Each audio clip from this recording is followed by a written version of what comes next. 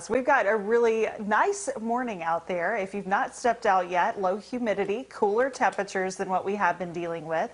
It's really kind of a little bit of a preview of fall, it feels like, but we've got 71 from the airport right now.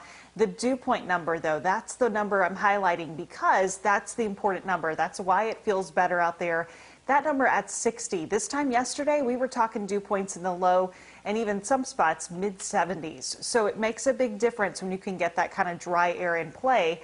And so if we go back to yesterday, go back to around noon, it was still quite muggy. Temperatures, those dew point numbers were there in the low to mid 70s. Watch what happened, though, through the afternoon and evening. We saw 50s even showing up.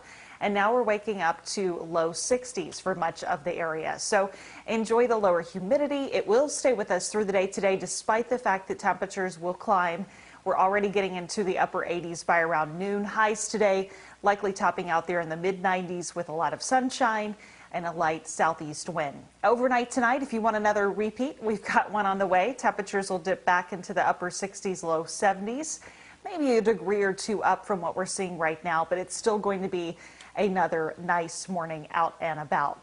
Our week ahead, though, high pressure is very much the focus. That's staying back to the west. However, second half of the week, it's going to start to make some progress as it moves closer to us, and the heat is going to be able to kind of build as we get into Friday and into Saturday. So we're not done with summer. We're going to see those temperatures climbing into the 90s this week.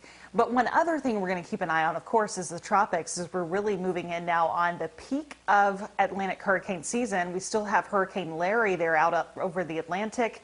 We also have that disturbance there in the Gulf, a 30% chance of developing. This is something we'll keep an eye on. So the question is, where is that area headed? It looks like it's going to be moving off to the north and to the northeast. So that would be more of an impact there around Florida. As we move on later this week, we'll keep an eye on that for you, of course.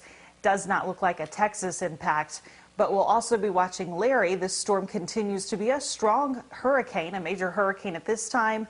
It is still expected to move just to the east of Bermuda, so it's a better scenario than if it were on the west, of course, and it will continue off to the north. Extended forecast. Summer not done, Karen. Temperatures are going to stay in the 90s.